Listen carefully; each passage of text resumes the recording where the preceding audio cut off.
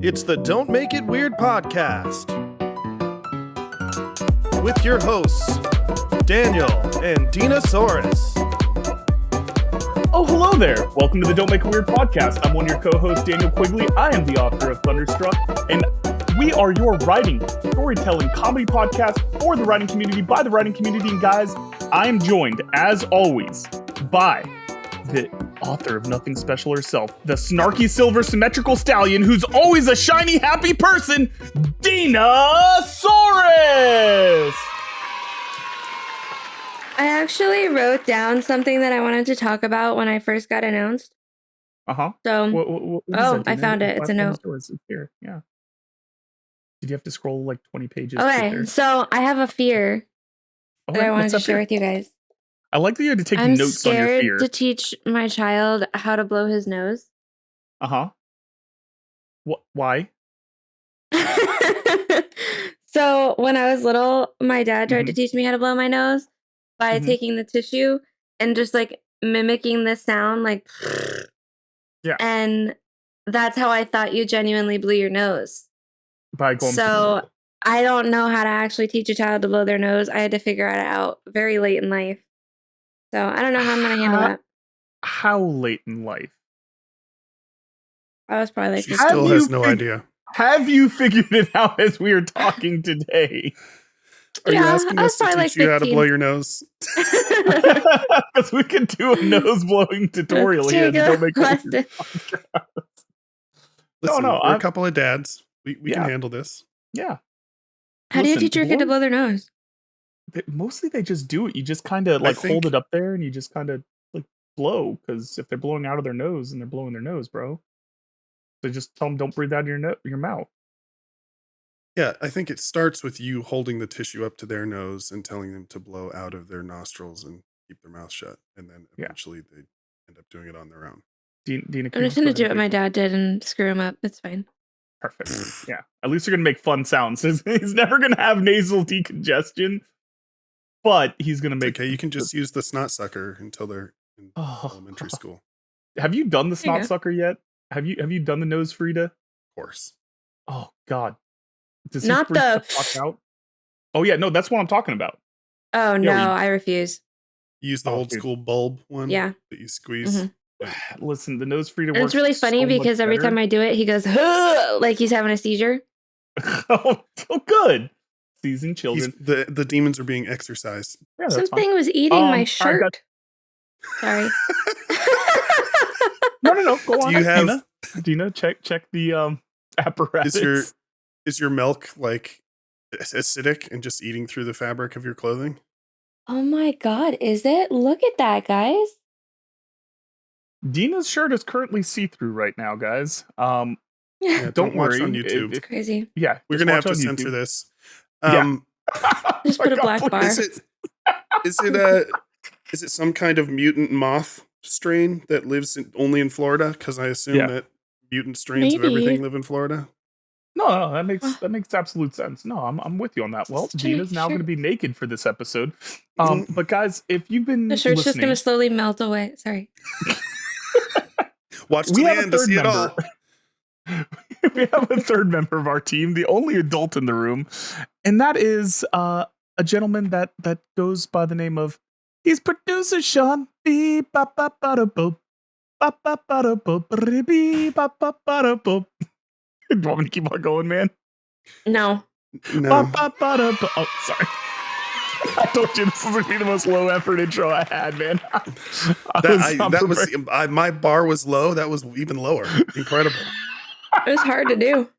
Yeah, I've lowered the bar once again, guys, here on the Don't Make a Weird podcast. But guys, we're really excited about this. Well, sorry, Colin. Yeah. Hold on a second. I just have to. I can't believe it's been over 2 years, and this is the first time you evoked this fucking scat man on this show. I know, right? At some point, I've had some low effort intros for you before, and I was just on the We Have Issues podcast, and I did like a whole rap for them, and I just come back with this. Yep, link in the description.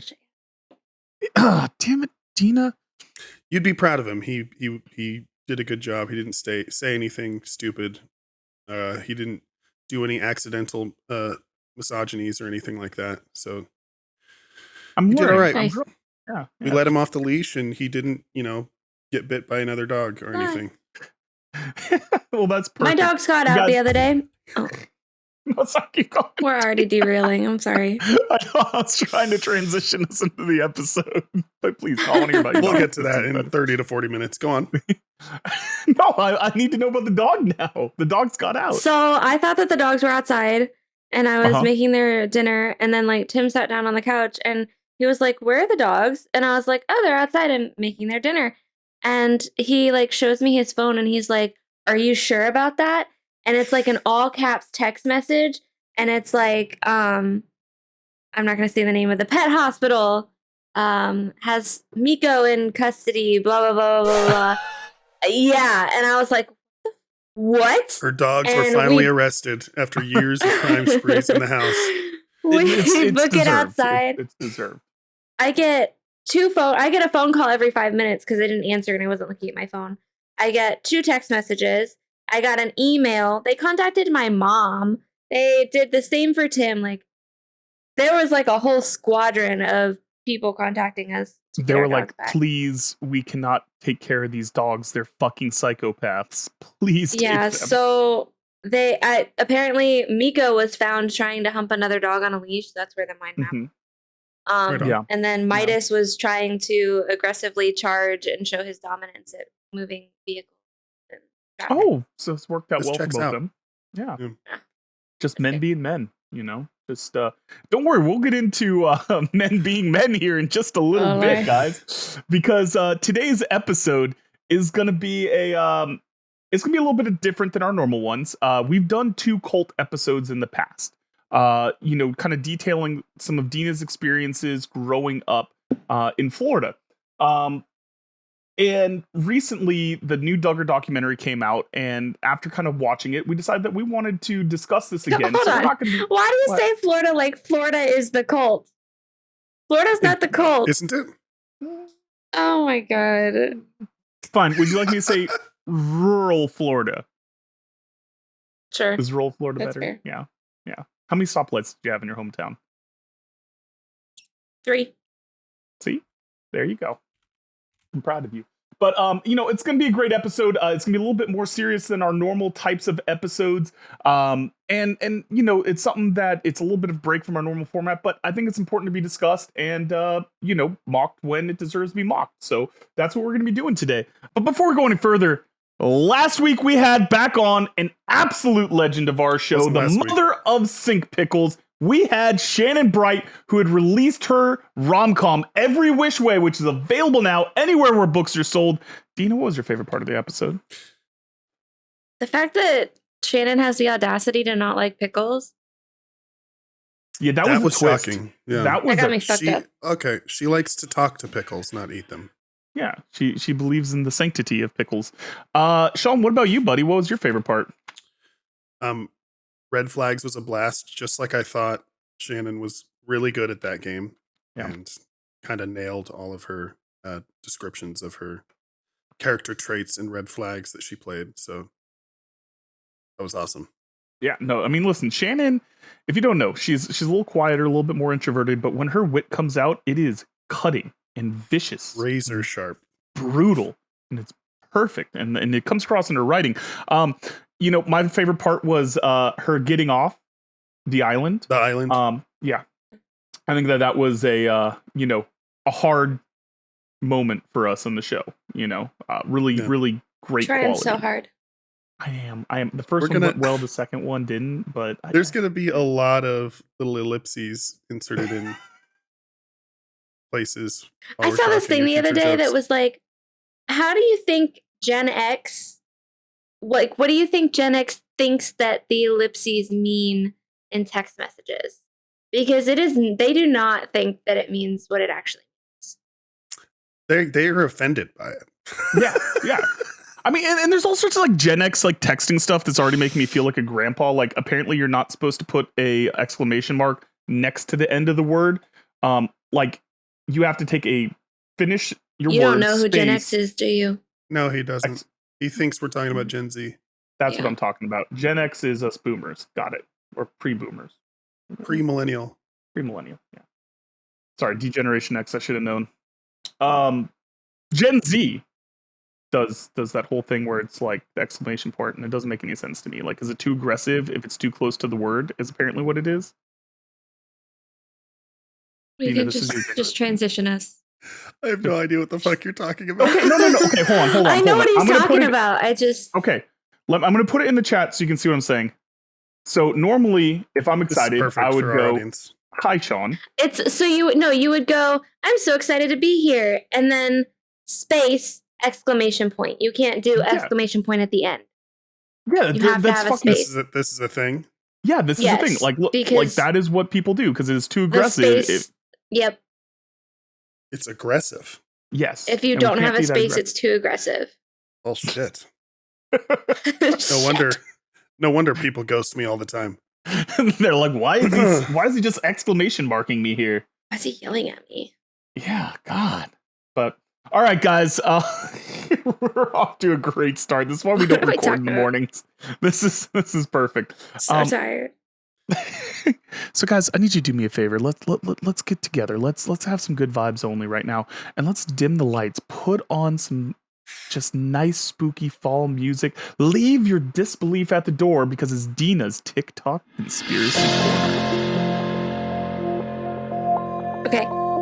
So we all know that Travis Kelce and Taylor Swift are dating, right? Yeah, Allegedly. alleged. Yeah, like Taylor Swift has basically discovered football, and it's like this incredible thing. I love this for Yeah. her. She's put She Travis brought the Kelce on the NFL map. to the world, yeah. To the world, yeah, they've Yeah. never known about it before. It's Yeah. so nice of her to do this. So, I believe. Okay, I might be mixing up the teams a little bit because I'm not Uh-huh. familiar with football, but the Sports current ball, running yeah. conspiracy is that her hometown, I believe, is the Eagle. Philadelphia? Yeah, I think Okay. so. I could Okay. be wrong on that one. Sorry, I thought Swifties she was and from Memphis, football. Tennessee. But She I don't know moved anything there when she was okay. 12, I think. Anyway, so her No, she was normal born team in that she roots for. in West Reading, Pennsylvania, and then relocated to Nashville in 2004. So yeah, she's Philly. Okay. Okay, yeah. So her home team is Philly. So the current running theory is that she's only dating Travis Kelce so that they can make it to the Super Bowl with Philly, and she'll break up with him the day before the Super Bowl and take him out of Devastated To the him. Kansas, for the uninitiated, Philly lost to Kansas City last year in the Super Bowl, and Travis Kelce plays for Kansas City. Mm-hmm. And so they're both really good teams, and this would be the ultimate underhanded just mind fuck right there to do that. Listen, I mean, as a 49ers fan, I'm on board. yeah, Go Tay-Tay. I'm here for the chaos, frankly. But my favorite thing is that, like, somehow, can I just say, like, somehow there's become political fallout of Taylor Swift becoming like a Kansas City Chiefs fan. Like, before, like, people like she's never shown up in the political sphere of the world because she's a musician. Yeah, she she's has. super neutral. And like, No, one of my she's favorite not. things. Well, I Dude, she understand that. baked cookies for. Oh, okay. Yeah. Are you leading No, me no, no. somewhere? Okay. Yeah. Sorry. That's the general gist of how she was kind of seen by the at-large political world, was that she's just like neutral about shit. And then there was even like this whole sect of people that are like, she's a white Aryan goddess and she really secretly like supports us. This is why we do what we do, blah blah blah. And so like her coming out and not only dating Kelce, but then like, you know, doing this whole vote thing. And mind you, she didn't tell you who to vote for. She just said, hey, let's go out and vote. And now it's suddenly become a whole thing where like, oh, Taylor Swift is just this blah, blah, blah. And you're like, oh my God, guys, she's been this way the whole time. You guys just deluded yourself with your like stupid racism. Yeah, she made cookies for Biden's campaign. Like I said, dude, it just cracks me up. She's It's like a hardcore dem. Aryan goddess. Got it. Yeah, Aryan got it. Yeah, absolutely.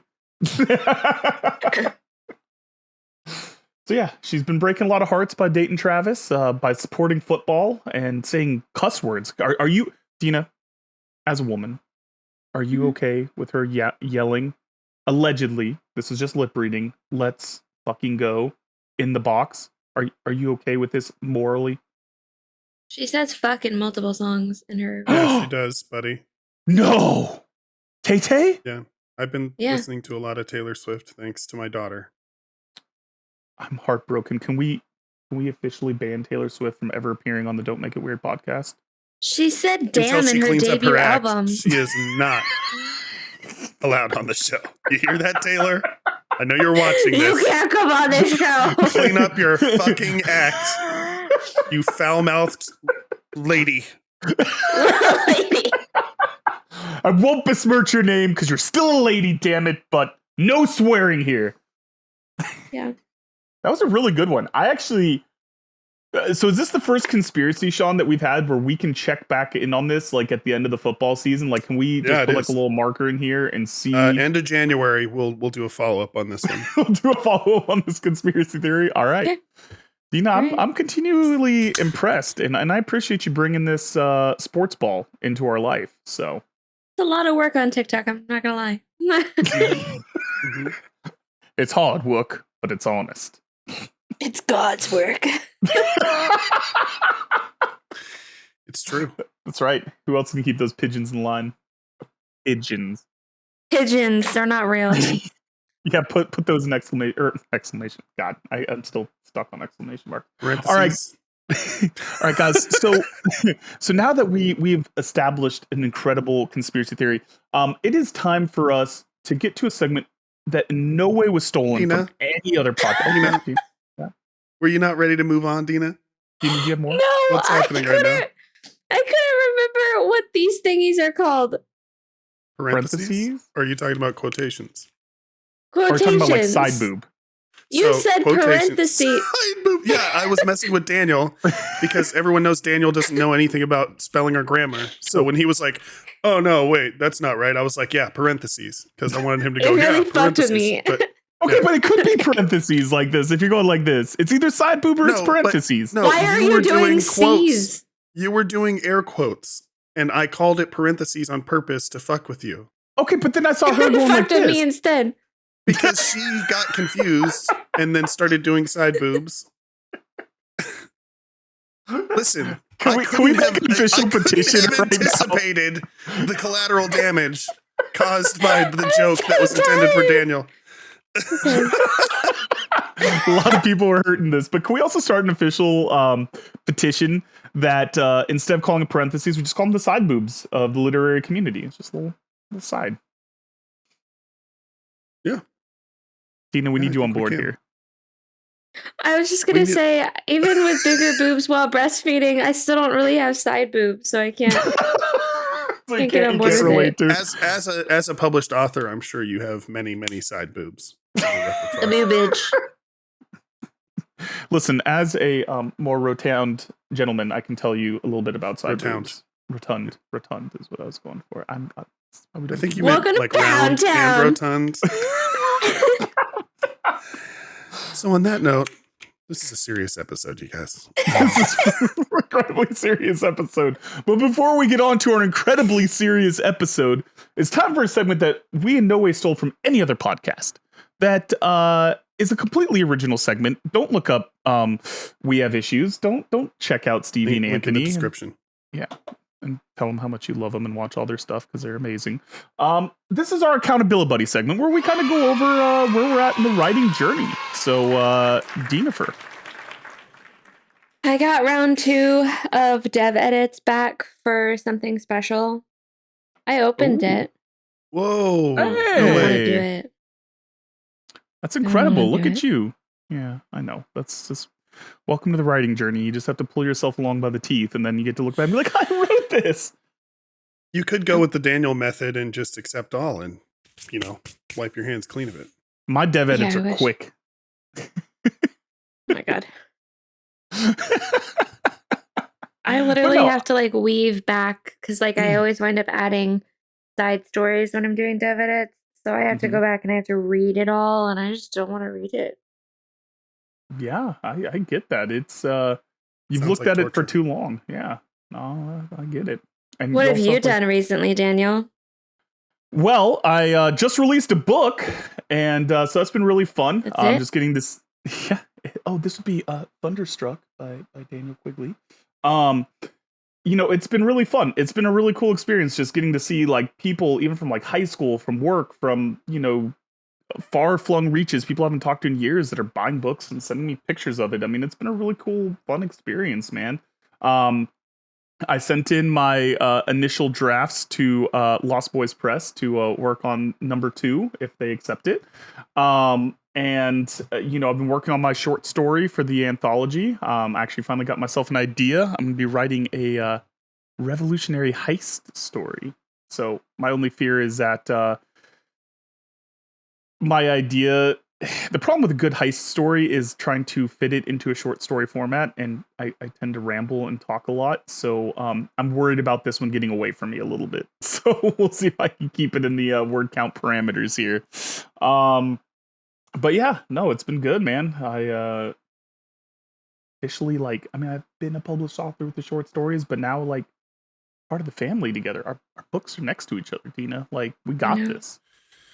Crazy. What have you done to prepare for your panel at the MGCCA Book Festival later in November? So they gave me a couple of guidelines. At first, it was talk for 20 minutes. And I was like, okay, should I do a reading? No, don't do a reading. Okay.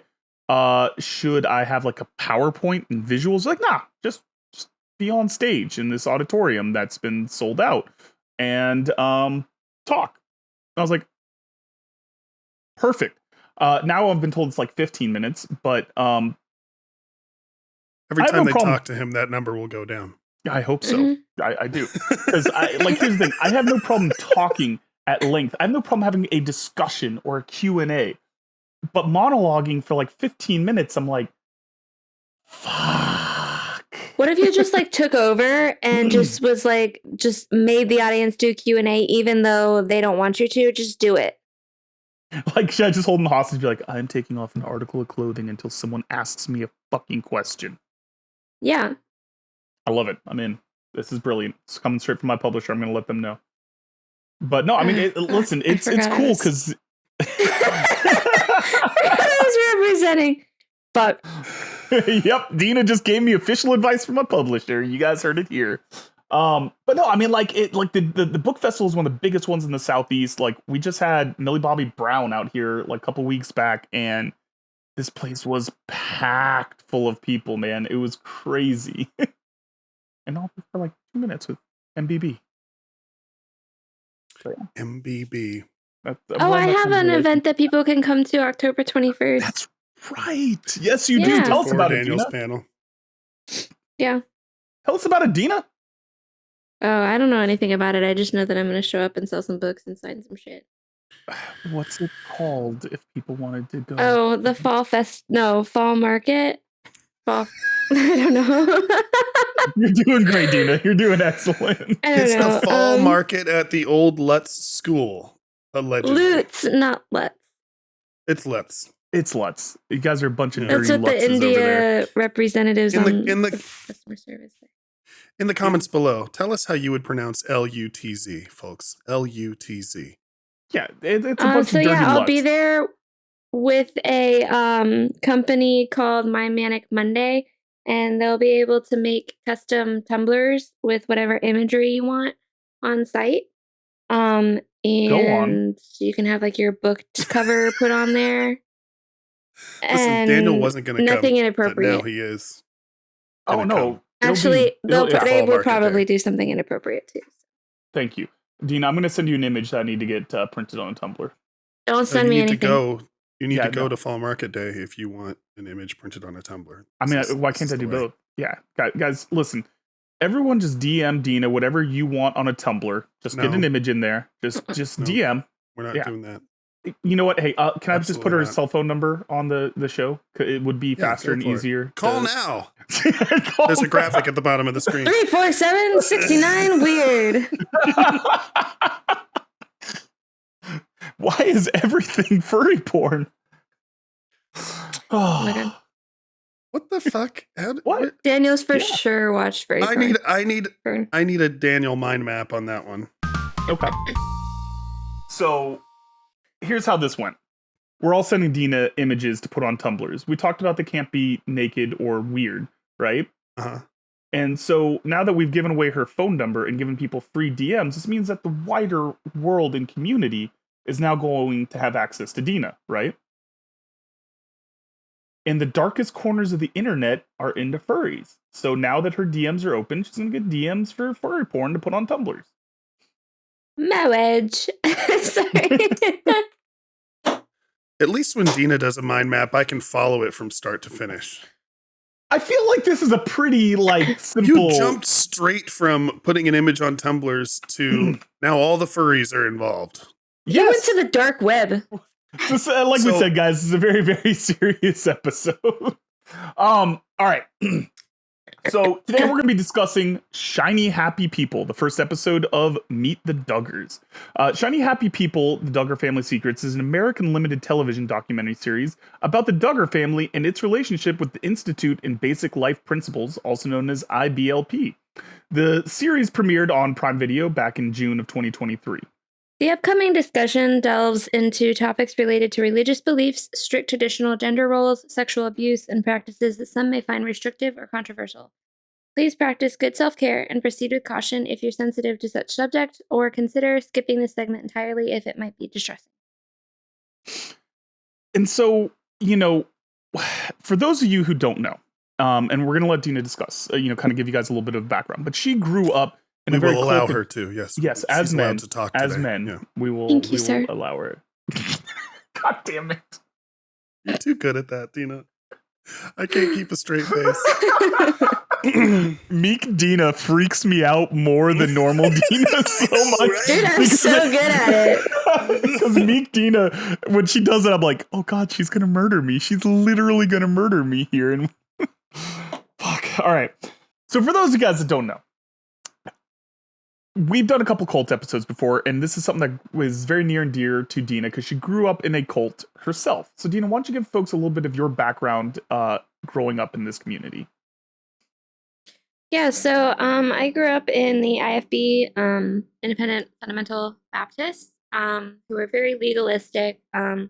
They claimed to be Christians, and the very basic core of the religion is Christian, but their rules and their doctrine and legalism are just very not biblical based. And it's very restrictive to both women and children. It perpetuates a culture of extreme abuse. And yeah, you can go back to the first cult episode to find out more. Do you think that was thorough enough? So kind of give us, when did your family get into the cult? Oh, I was basically born into it. When my mom was pregnant, they joined the first church and helped found the first church that we were involved with that was following IFB doctrines. And we left them probably when I was 9 or 10. Had a good run with a very good church that was very Christian based, not necessarily IFB. And then found ourselves in another one from the age of 10 or 11 to about 16-ish. And we got out because my dad's eyes were kind of opened and realized none of this is biblical. This is very oppressive, and kind of had to pick up the pieces and figure out my life. Yeah, and like I said, it's a fascinating story. We went really deep into Dina's story herself on the cult episode. So again, if you want a little bit more of the details of that, definitely go back and check it out. And before we get too much further, I also want to state that we are not religious haters. We're not doing this to bash people's faith, or regardless of it of what their faith is. I mean, Dina, you'd still describe yourself as a Christian and have I'm still a Christian. I differentiate personally based on biblical reasoning the difference between faith and religion. Religion for me, in my opinion, is man-made. So I don't consider myself a religious person, but I am a faith-based and spiritual person. I am still a Christian. And you're Jewish, so we've still got and I'm Jewish and all religions. Yeah, absolutely. And so that's the thing, is that this for normal faith, normal religion, this is not meant to be an attack on anyone of that kind. But we are all pretty much anti-extremism and anti abuse and insanity. So yeah, if you cross that line into that type of stuff, we are going to mock you and call that shit out and fuck anyone that abuses children. I think that's a pretty safe stance to take on this. So, let's talk a little bit about, before we get too much into the episode, let's talk a little bit about the difference between the IBLP and what you grew up in, the IFB.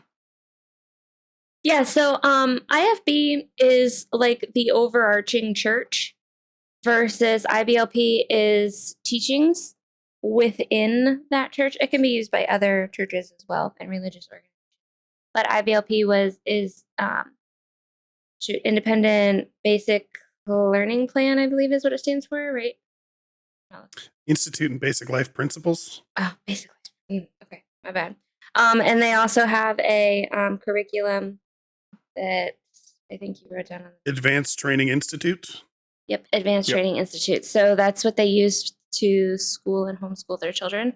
And then that IBLP is like the overarching teachings of the church, and then the ATI is homeschool curriculum for children.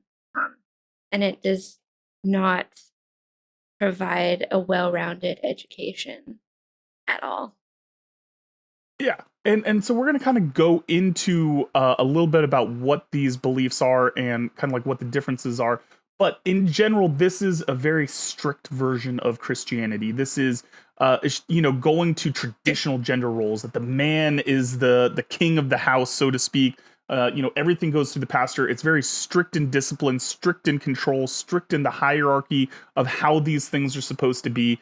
And it's very suffocating to free thought, to, anything beyond just produce and have a lot of children. And especially as you dig deeper, you see that it just creates a system of control and basically sets the stage for abuse, man. And so... Yeah, so real quick, so Jack Shop, whatever, he was one of the founders or main men over in charge of the IFB and that powerhouse. And then IBLP was run and founded by Bill Gothard. They were pretty heavily linked together just because they both followed very strict legalistic views. But you can look into both of those men, and they're very, very dark, creepy, horrifying histories. Bill Gothard has been linked to allegedly many sexual abuses, molestation, upwards grooming. Of 34 by last count. And that's just the people that came forward. In my opinion, that's a very low number. Mm-hmm. Like, that's just for that man doing it since the 70s. Like I said, it's 34 women that came forward with accusations. But like you said, I think that when it becomes a pattern of abuse and cover up and power, there's no way this isn't into the hundreds, if not higher, unfortunately. Most women won't come forward because, number one, Bill Gothard will present it as though God has chosen them to be the object of his eye, the apple of his eye. God has graced them with that opportunity, despite it being directly contradictory towards the idea that women need to be virgins and untouched, unchaste, before marriage. So, like, he has somehow convinced them that this is a blessing from God, that he is choosing to molest them, cause harm. Yeah, absolutely. Though it directly contradicts. So that isn't really touched upon as much in the first episode. That'll be further on in the series.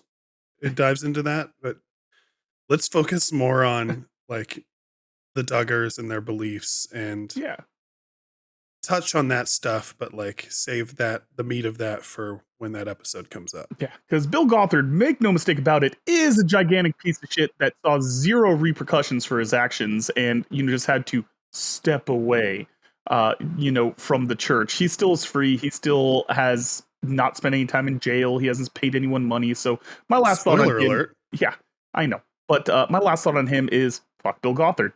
So we'll make that part easy. But for those of you guys that have not lived under a rock for the last 15, 20 years that don't know who the Duggars are, they basically blew up TLC, made them a huge television program or television station, so much so that they have actually bought out bigger stations. So it used to be just a tiny niche learning channel. And then they started showing a little bit of, the quote unquote freak show families and lifestyles. And now Discovery owns everything. They are kind of the pioneers of the reality TV world, along with obviously like Kardashians and stuff. But yeah. It's interesting that you guys knew who the Duggars were, because in my mind, they were upheld so highly within the IFB that like those were, in a way, they became like our celebrity idols, even though that's a sin and nobody would ever admit that. But everybody wanted to be the Duggars, and I never thought that the outside world, despite them being on television, I never thought that the outside world truly knew who they were, because we cherished them so highly, because they were who you should be. Every family was supposed to follow the Quiverful ideology, where you have as many children as possible and God is your birth control. And if you don't have as many children as you can, you're outside of God's protection, essentially. And that's what they followed. And it never occurred to me that the outside world knew who they were. Oh, massively popular. Miriam was huge into them. Like we've been watching them for years, man. I mean, like I said, it took They basically started an entire fandom of what are called snarkers or snark, where it's like even people who disagree. Yeah, Fundy Snark was a whole thing started by them. Basically, people who hate watch the show and like hate all of the values of it, disagree with everything they do, but can't not watch. That car crash experience, man. It's true. It's true. Wild. And like, so, the Duggar family, for those of you that don't know, they're based in Arkansas. They gained fame on the reality show 19 Kids and Counting. They started out with some small documentaries before them that eventually turned into this show because, they had 19 kids and ended up, with more. It's headed by Jim Bob and Michelle Duggar. They're known for their large family and devout Christian values. While celebrated by many for their traditional values, they've also faced scrutiny. As years have passed, some of the Duggar children have begun forming their own paths. Jill Duggar Dillard, one of the older Duggar siblings who, her and her husband Derek, have distanced themselves from the rest of the family and their stricter beliefs. So let's kind of talk a little bit about, you touched on the Quiverful movement, Dina, but let's talk about some of the other Duggar beliefs that, you kind of see over the course of the show and kind of fall into that IBF philosophy on how to raise... IFB, sorry. IFB philosophy on how to raise children. Irritable not in... I was going to say in vitro fertilization. It's like the same I thought thing. he said IVF. IFB.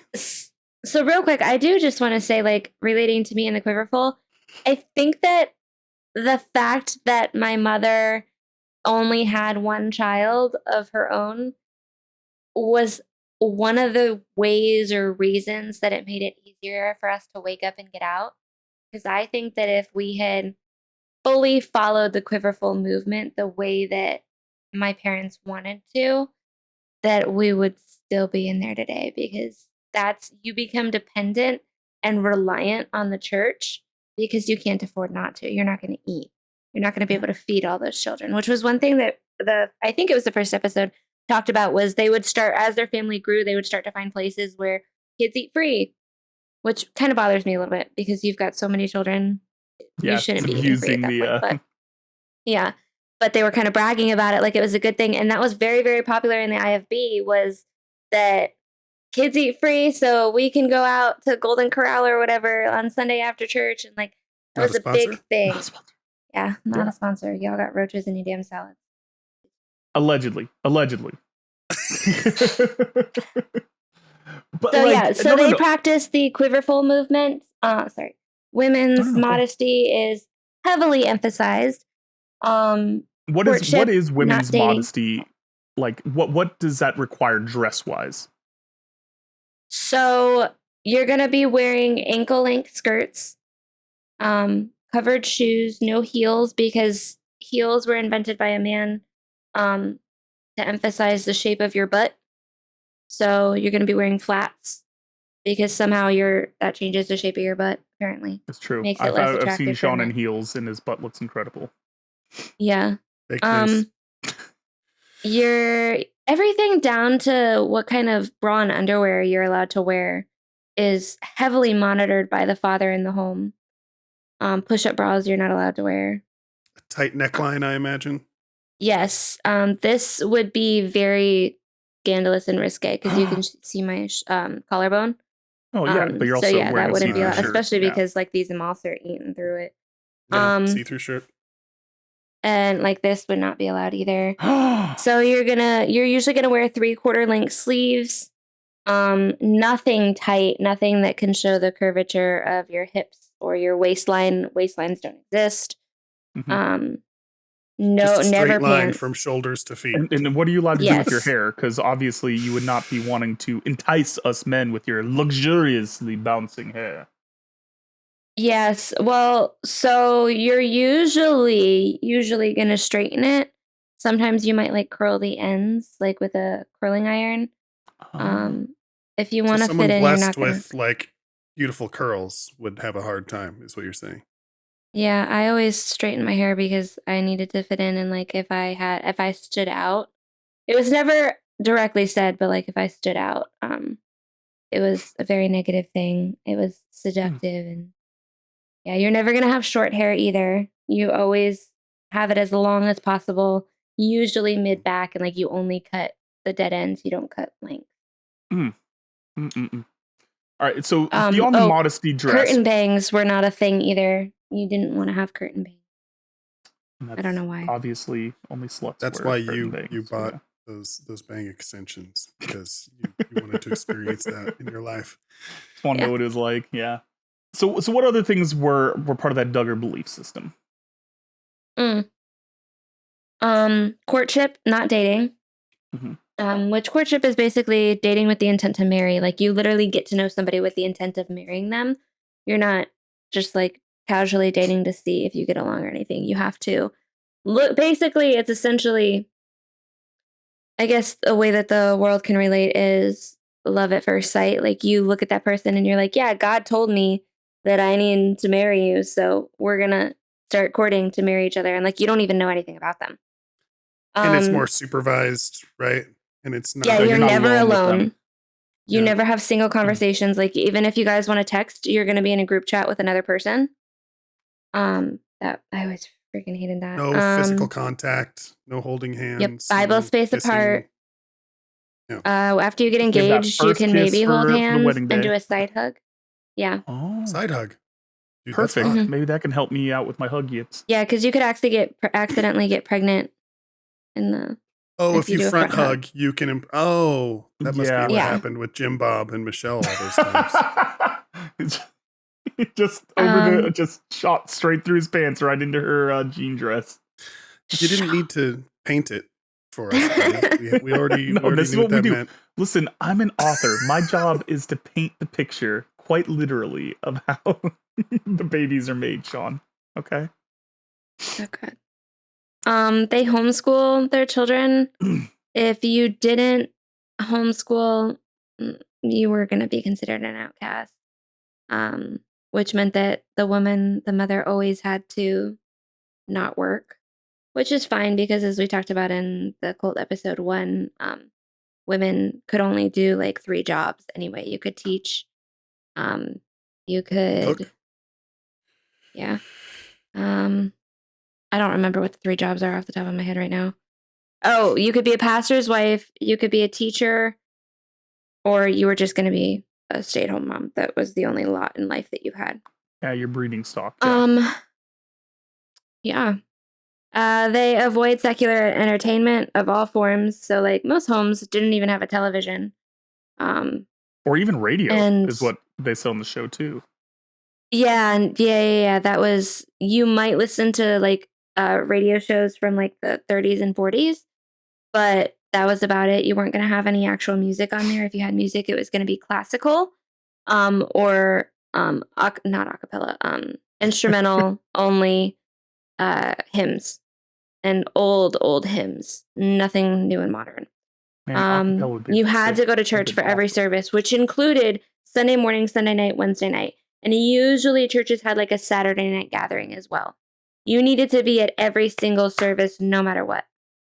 But, okay, so... What if you're in labor, which Michelle Duggar probably was a lot? So you're going to show up the week after the baby's born. You can miss, for your honeymoon, you can maybe get away with missing church one service, like usually on a Sunday. But like even then, most married couples would get married on Saturday, go to church Sunday, and then leave for their honeymoon on Monday. Oh, so I can get that good 6 days in now. Could you imagine the vigorous front hugging that happened on that honeymoon? Damn. I just imagine how much confusion that there has to be like on their honeymoon, because like they haven't seen any of these parts. They don't know the anatomy. They're like, wait, this goes where? The fuck? Yeah. So they actually give you, we can touch on this later. I think this was like the 3rd episode in the docuseries. They give you a book that explains how to do. It's very, very wrong, but okay. It's the lost book evangelism. The Bible. Oh my God, Dina, we could open up a whole new door of cringy copulation if you can get your hands on this book. We can read. Oh my God, Dina, please. Dina, please. I will read. Yeah, we can do that. As cringy copulation. Oh my God. Oh, this is the hottest sex scenes ever. So evangelism was also heavily emphasized in the IBLP, which would be door knocking. Which we touched on in one thing I gotta know. Are women... Oh, he's fixating. Yeah, I am. Yeah. Are women allowed to be enthusiastic in bed with their husbands, or do you have to stay meek there too? Like, not you personally. You need to define enthusiastic, because women have to always be enthusiastic and ready to have sex. He has no idea what that looks like. Yeah, I have none. So this is... Yeah. So please tell me when enthusiastic. Maybe... No, okay. You have to be joyful and always available to your husband no matter what. Oh my God. Are you trying to convince him to join the church? Because it's working. Yeah. Wait, a woman will like want to have sex with me? What? The Cult, Part 3. Daniel joins the IFB. Bye-bye, Judaism. Okay. Yeah, no, you can't say no. No. I don't mean in the initiation. I mean in the actual act. So it's only missionary style, if that's what you're asking. Yeah, but he's asking if they have to pretend they like it. And the answer is yes, Daniel. That's what he's trying to tell you without actually saying those words. Yeah. See, he's excited. He just got a glimmer in his eyes. This is what I needed to feel good about my lovemaking. Evangelism, Dina? Yeah, door knocking. Everybody that you meet, somebody that you bump into at the grocery store, you're going to start witnessing to them and telling them about Jesus. And if you don't, there's something wrong with you and you need to get right with God. You'll probably be sent to a program or like a week-long, not seminary, because it's like revival that they have where, yeah, it's very, very scary going to those places. I've been to several and they're not fun. And then also you follow traditional gender. Well, I was going to add that my understanding was that Jim Bob's condition of being on television was that it was a form of evangelism for the family and the church, so that they didn't cut out any of their spirituality or religious stuff. Which normally the Duggars at the time, especially early on. Yeah, like, the Duggars definitely made this their ministry. They were one of the first to do that in the IBLP, because IBLP, IFB had never been featured like that on television. So you had like these star model families, I think they were called. I just called them main families because like I wasn't familiar with the verbiage when I was there. But the main characters. Yeah, and like you had your main families in your model families in each church, and then the overarching model families in the IBLP. And the Duggars clawed their way into being a model family via television, because that was their ministry and they could reach millions more than any of the other model families could. Yeah, and I mean, I think that was crazy. Is like in the documentary, they touch on that. Like when they were doing like the free meals, like Jim Bob grew up poor. These were not wealthy people. Their first house had 2 bathrooms for like even at that time. Do you remember how much they said when they were in that first house? How many kids were there? I think they I think it got was up still to 5 double or 6 digits. kids in that one. Yeah, and Oh, it even might have moving been. I don't into know. yeah, but then they talk about moving into the big house after they made all this money from doing this show, because I mean this was a cash cow for them, because rural Arkansas, especially any of those places, this isn't like a big monetary opportunity for a lot of these people, and so they made a lot of money, and he gained a lot of political influence off of doing this stuff too. Yeah, actually, there was a model family in my church, the second one, no, the third one, that we were a part of that got into politics. The father got into politics and used his influence as one of the model families to get into positions of power, and it's just horrible.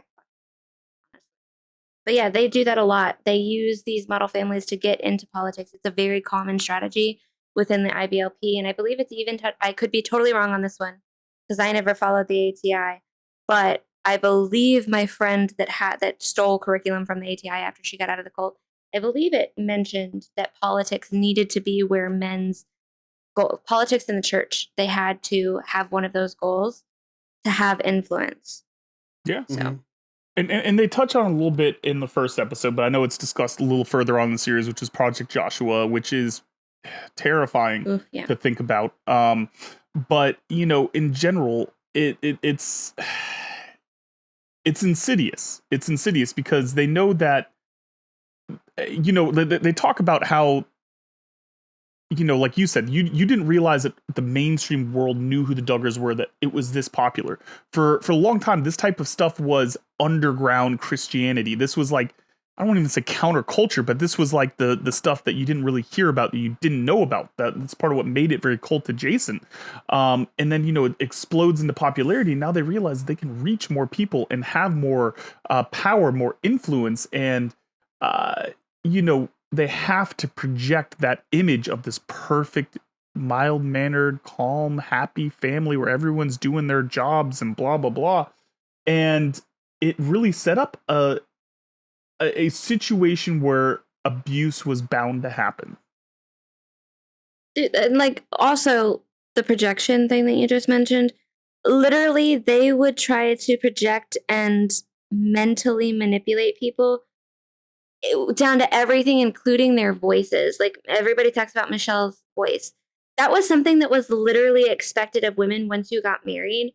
Even some of the girls like that were eligible Wow. age for courting, we were expected to change our voices. I was never good at it because I was always very loud spoken.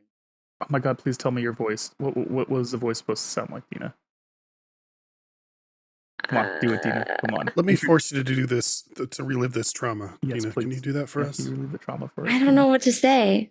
Just introduce yourself to 2 of your obviously betters. Wait, no, it's the voice that I do every time I'm being meek. The meek voice. The, like very calm, soft-spoken voice that like you just Oh, and you'll never raise above a certain decibel.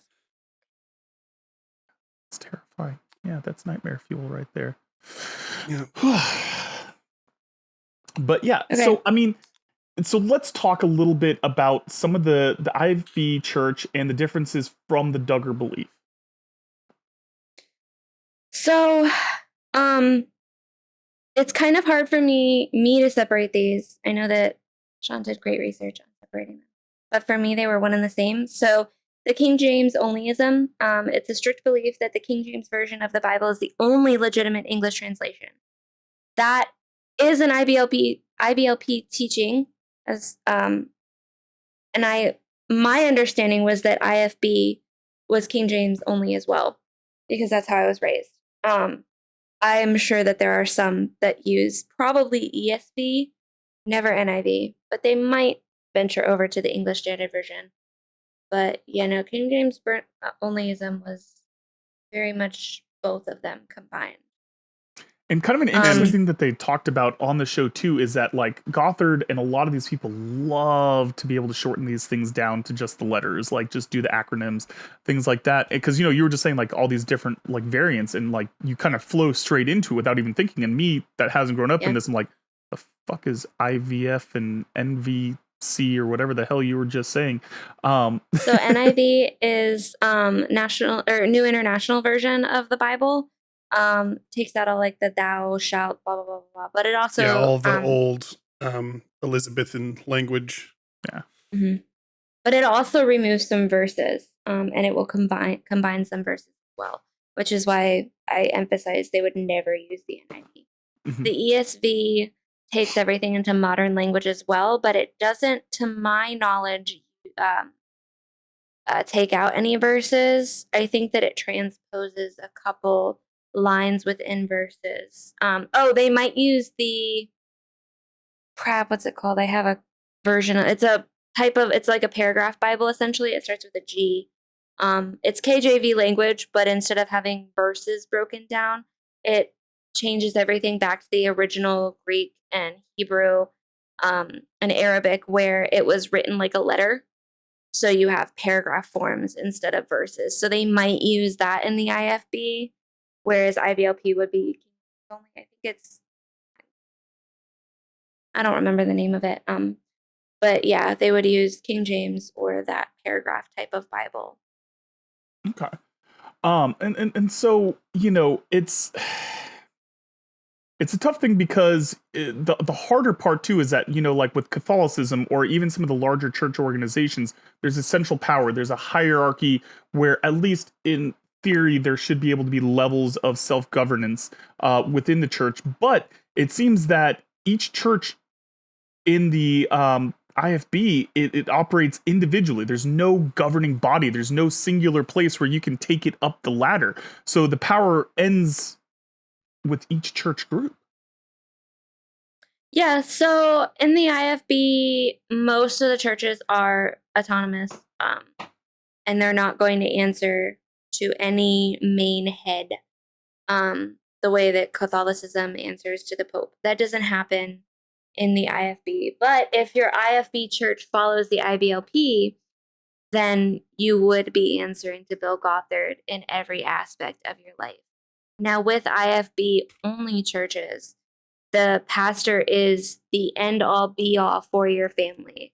And it essentially, I don't think it's biblical because it kind of cuts off the direct connection from adult to Christ, and it makes your connection it like puts the pastor in between you and Christ, much like Catholicism does with their priests. And that's, I think, a big deviation from actual biblical Christian standards.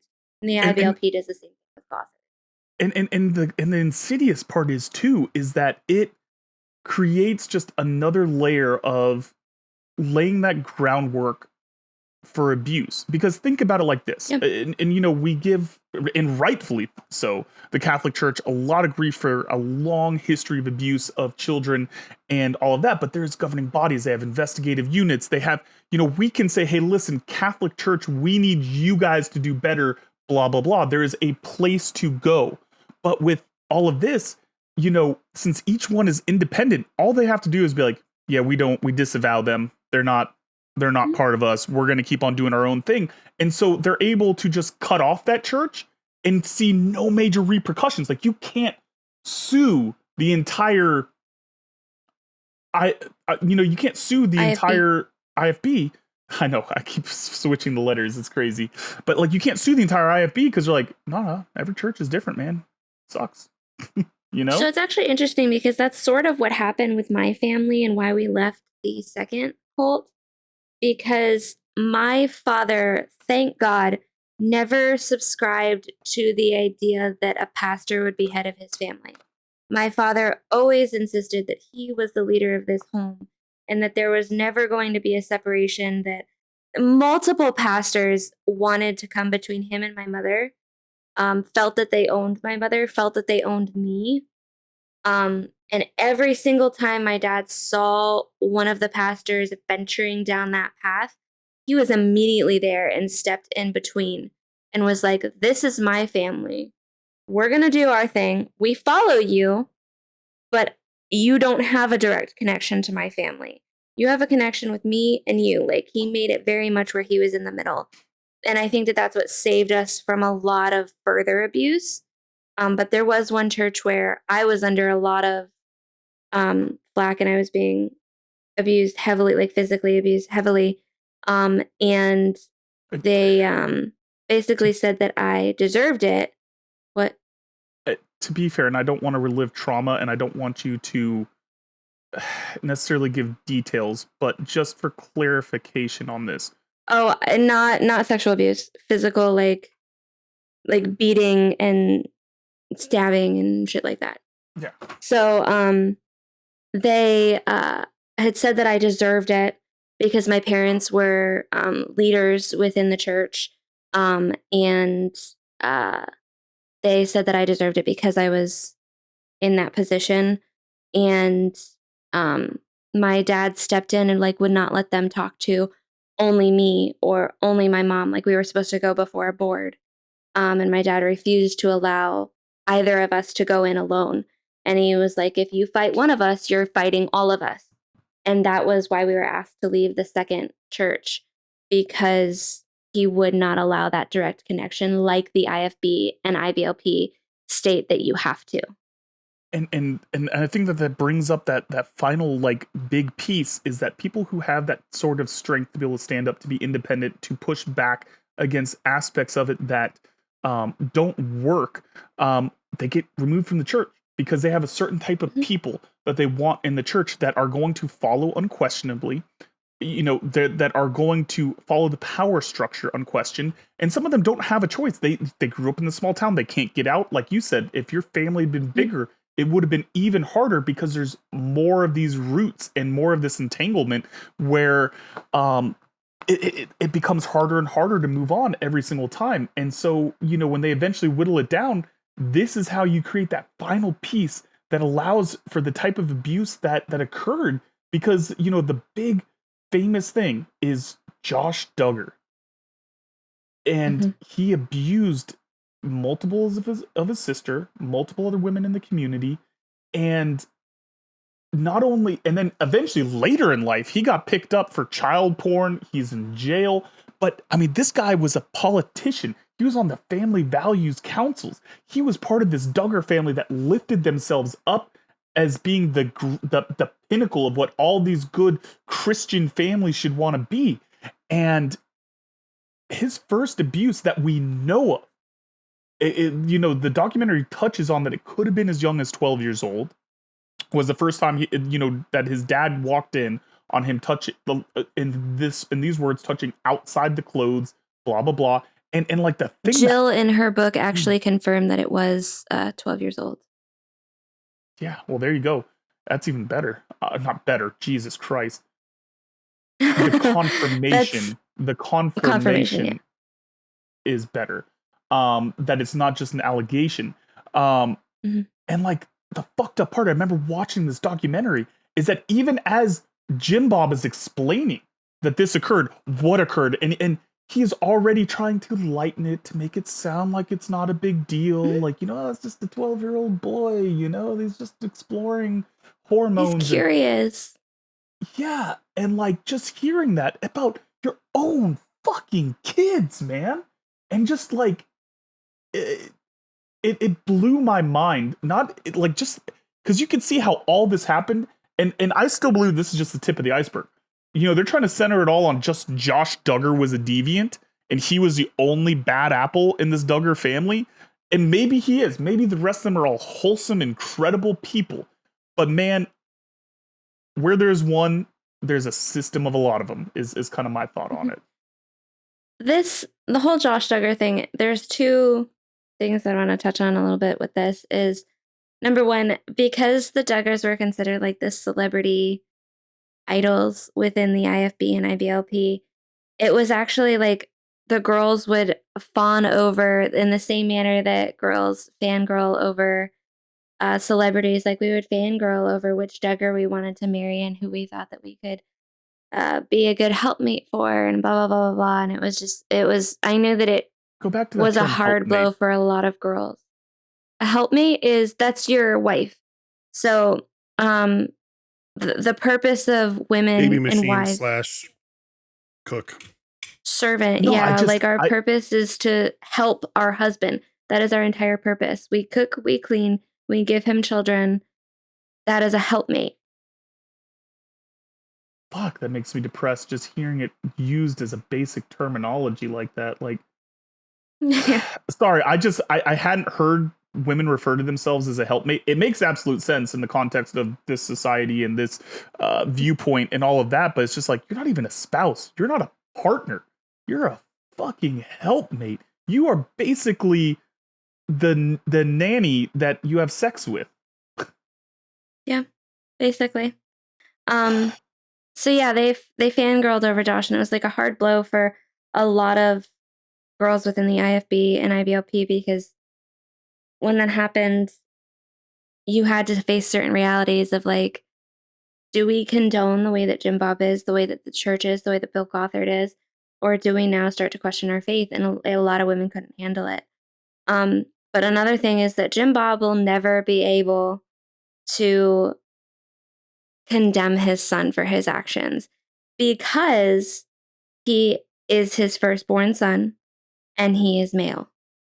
He will always pick Josh over Jill and Ginger and Jana and all the other girls, because he is a boy and because he's just curious. This happened in several of the churches that I was a part of, where boys would come out and be accused of rape or molestation or some kind of sexual abuse within the church. And every single time they were slid under the rug. We'll take them to a reform camp or revival. They'll do a little bit of work and they'll be better. That girl's just crazy. She's just exaggerating for attention. Blah, blah, blah. Like, because they are men, they are boys, they are firstborns, especially the firstborns. It always happens with the firstborns. They will always be given a pass every time. And Josh Duggar is a prime example of this, because at 15, was it 15 or 16 years old, they're confronted by family friends with all of these accusations. Because again, at this time, I think it was 6 or 7 girls, including his own sisters, again, that we know of, that came forward, that spoke out. I always assume that the number is not 2 to 3 times higher than what comes out, because it takes an incredible amount of bravery. It takes an incredible amount of courage in this situation, in this society, for any of these women and to come out. Even in a progressive society, it takes an incredible amount of courage. Like, I can't even imagine what it would take in that cult environment to stand up and say that this happened to me and this was wrong. I'm truly impressed by those women. There's two perspectives of what it takes to come forward. Is you start to question, because remember, being pure is everything. Mm-hmm. So now that something has happened to you, you begin to question, am I still pure? Am I still worthy of my future husband? Can I still be a helpmate? Or am I permanently damaged and will no man ever love me again? So you start to question that. And what you do when you're questioning within the IFB and the IBLP is you go to your parents, because they're your only friends. Not even your siblings are your friends. You don't have friends. You don't have anybody that you can be honest and raw with, because your parents are head of home. And they are the only people that you can talk to about personal things. And even then, you got to kind of gloss over any negative feelings. So now you go to them and you have to question your faith, and you go, am I still pure? Am I still worthy? And it's not that you're like, this guy did this to me. I need justice. It's, I did something wrong. Am I still pure? And you're the victim. You didn't do anything wrong. But that's what happens. So that's how a lot of these stories come forward. Then the other one is that they start to realize, with everything happening with Jack Shop and Bill Gothard and all these girls coming forward as victims and people starting to question that man, now you're questioning the faith itself. You're questioning the religion itself. You're starting to question these rules and going, why is there so much abuse? This environment that we're in is allowing for this abuse. I don't like it. But the girls that do that have to walk away from the church. They can't be allowed back in. They have to be excommunicated. Yeah, you have which to is burn kind of what everything you happened know. with Jill Duggar. Is she had to be excommunicated in Jim Bob's eyes because she questioned. Yeah, and because it's all about control. It's all about control. Mhm. It's all about power. And like, and so Josh Duggar is Jim Bob is confronted with all these things that Josh has done. His family friend says, "I'm going with you. We're going to the sheriff's. You're confessing." He's like, "Well, I already confessed in church." Yeah, that's not good enough. You need to also be responsible in front of the law. And so they go there. They give the thing to the sheriff. Nothing happens. Nothing happens. And we find out later this sheriff gets busted for child porn and is in jail now himself too. So you have a fundamental breakdown that the leadership in the church covers it up and doesn't do anything. The father covers it up, doesn't do anything. The law covers it up and doesn't do anything. And all that happens is that he is sent to a camp to build houses for people in need. And he's going to learn. And I just remember watching the documentary and seeing them both come back and be like, oh my gosh, he came back such a better person, such a different person. All of that's beyond him now. And it's like, no, the fuck it isn't. He learned nothing. All he got to do, he had zero repercussions for his actions. Maybe he just had to do some manual labor for a bit, but not even hard manual labor. He wasn't skipping meals. He didn't have his freedoms infringed upon. Nothing that he did made restitution or right with the people that he harmed. He never apologized. He never, to my knowledge, he still hasn't apologized to anyone for any of his actions. Am I right about that? In Jill's book, she mentioned that he literally said, "I'm sorry," but he didn't there was no actual apology. It was just the words, "I'm sorry." And he couldn't make eye contact with her. Yeah, so a forced bullshit apology. So he saw no repercussions for his actions. He didn't have to take any accountability for his actions. And you wonder why this guy then turned into a fucking monster. Because he realized that he could do whatever the hell he wanted and that people were going to let him and that they were going to praise him for it as a religious icon. He was on the Family Values Council. If this shit hadn't come out, who knows what position or influence he would have had in government, man? Like, as a father, I couldn't imagine someone harming my child and defending them and raising them up and putting them up on a pedestal. It is a failure beyond any failure that could be in existence. And the entire community, that entire church, everyone in their family let that happen because, oh, he's a God-fearing guy. It's like, and that's why he didn't condemn Josh, because he would be in turn condemning himself at the end of the day. Yeah. And it just, and I mean, so Dina, give me your thoughts when that whole, that part of the episode, when you saw what happened. I can't imagine it was a surprise to you. Well, so two things. I also want to say, as a woman raising a son, having this background and choosing not to raise him in that sort of background environment, I also cannot imagine if somebody came to me and said that my son did this to their daughter, I would fucking murder him.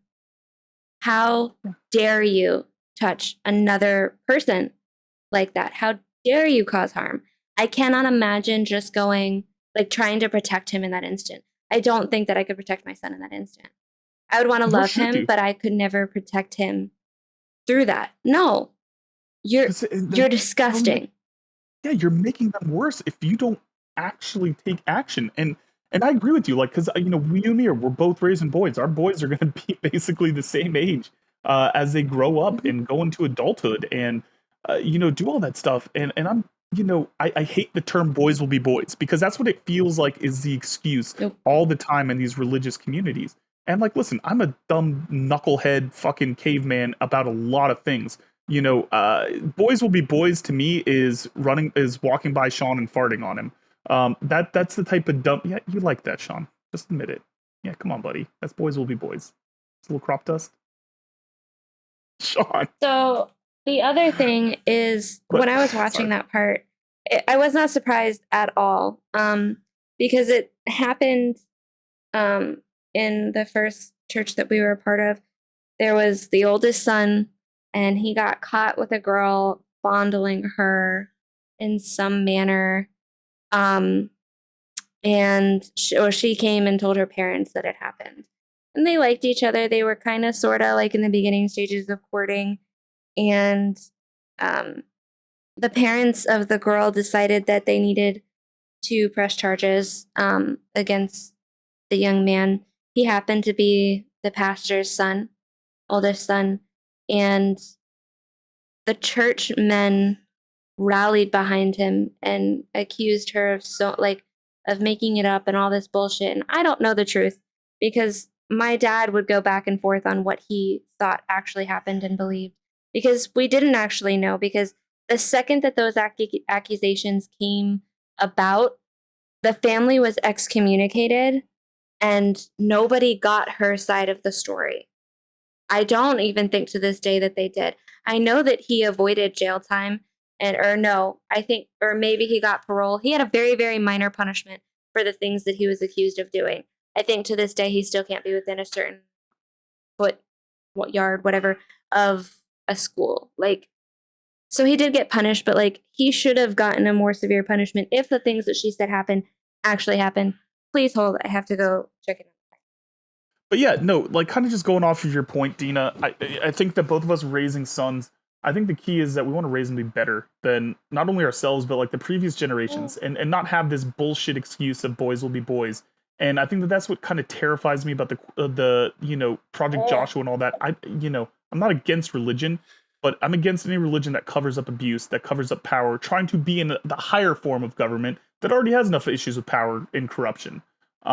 And so it's a scary look. I mean, it's such a well done documentary, great series. I highly recommend watching it if you guys are, if you guys are interested in it. And I guess what I would say is, why don't you give me a little bit of a kind of just final thoughts on the influence of the IFB and the Duggar family, and how it relates to, I guess, not only when you were growing up, but how your perspective has changed now.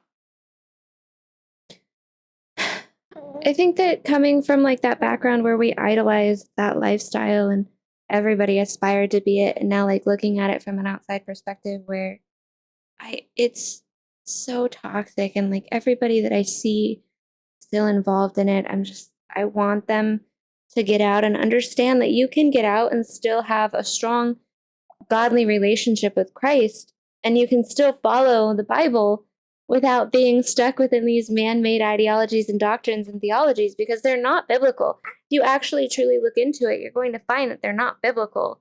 And it just amazes me how Bill Gothard and Jack Schopp and all those monsters, they can twist the Bible into giving them this power that they should never have, and that they didn't earn, they don't deserve. It's not God-given. And you can step out from under the umbrella and still be under God's protection. You don't have to be scared. Yeah, and that's a powerful message, and one that I absolutely agree with 100%. And listen, we haven't even had time to discuss the prosperity movement, about any of that stuff, but the justification for these people that prey on poor people, prey on people looking for guidance and love and help and support and community, and they become multimillionaires, if not billionaires. They get their private jets, they're in giant houses, they become politicians, they become all of these things that are so far removed from what their mission and idea is. And it just... But they present as these poor, humble servants of God. Let's not forget that. Because one of the men that I was talking about that got into politics presents himself with his 7 children as this poor, humble man who owns 90 acres and has a nice pool that he doesn't take care of and neglects. Yeah, I'm looking at you. And presents as somebody that buys his suits from the thrift shop, and just pretends not to have this money, and yet they're fucking loaded, and they're making money off of the tithes that they claim our Christians are still obligated to give. And according to the New Testament, if you follow the New Testament, you're not.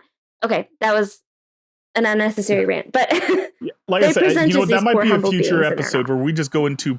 I think that would be a fascinating future episode. Maybe we can just put this down as a note, is to go into the prosperity gospel, because I think that deserves a whole topic on its own. Because it's depressing and terrible and fascinating how they've twisted religion to be like, actually, no, it's cool that I'm rich and you're poor. That's a sign of God's love. But that's a whole nother rant. But, you know, we're going to be diving back into this stuff because, you know, I know this is a topic that's very near and dear to you, Dina. It's something that you're passionate about. And I think it needs awareness. I think it needs discussion. So, you know, it's definitely something that we will discuss more on the homeschooling, on the ATI curriculum, more evidence of abuse in the Duggar family and the church. Like I said, we're going to go into the prosperity gospel, and, you know, all this stuff because I think it's important to not be afraid to examine these issues in this context, even if it's more of our comedic lean. I just think that it's what we need, you know? I agree. Well, so hey guys, we thank you so much for coming by, for hanging out with us on kind of a little bit of a different episode from our normal stake. Don't worry, we'll be back to frivolous dick jokes and drinking heavily in future episodes. If you guys want to leave us a voicemail, if you want to give us your thoughts on the Duggars, on life, on anything in general, or maybe sing us a song or pitch your book or whatever, we just want to hear from you. We love you guys. You can leave us a voicemail at 347-69-WEIRD. That's 347-699-3473. All right, guys, it's been another great episode. Don't Make It Weird. Thank you so much for coming and hanging out with us. We love you all. Dina, where can the folks find you? You can find me on Twitter's at Dinosaurus D. That's D like these nuts. Producer Sean, where can folks find you? You can find me on x.com at Shaceholdu. Is that the porn site? Yeah. X tweets with a Z on the end.com. What you having for lunch, bud? Lunch? Jesus, it's game day, so I'll probably just snack on artichoke dip or something. Nice. That's what I like to hear. All right, and you guys can find me on Twitter, DanQWritesThing. That's DanQWritesThing singular. It's dank. The hard Q sound. The hard Q. Dank. That's right. Almost like a quiver. Oh my god. Right. Dina, I meant to ask you, as an archer and with one child and no intention of war, would you say that your quiver is full? Very. Thank you for asking. My quiver is very full at this moment. That's right, Zebra. All right, guys, another great episode of the Don't Make It Weird podcast. We will see you all soon. We love you all. Jazz hands. Don't Make It Weird with Daniel Quigley, Dinosaurus, and Sean Holden. Produced and edited by me, Sean Holden. Theme song by myriad. Incidental music and sound effects provided by VoiceMod, as well as the YouTube audio library. You can rate and review this show on Spotify, Apple Podcasts, Good Pods, and wherever else you download your podcasts. Got a question for Daniel or Dina? Call the Don't Make It Weird hotline at 347-69-WEIRD. That's 347-699-3473, and leave us a message. It could be featured on a future episode. And if you haven't already, please subscribe to Don't Make It Weird on YouTube for the video presentation, or on your favorite podcast app for the audio-only version of the show. Thank you so much, and we love you. Don't make it weird. Was that okay?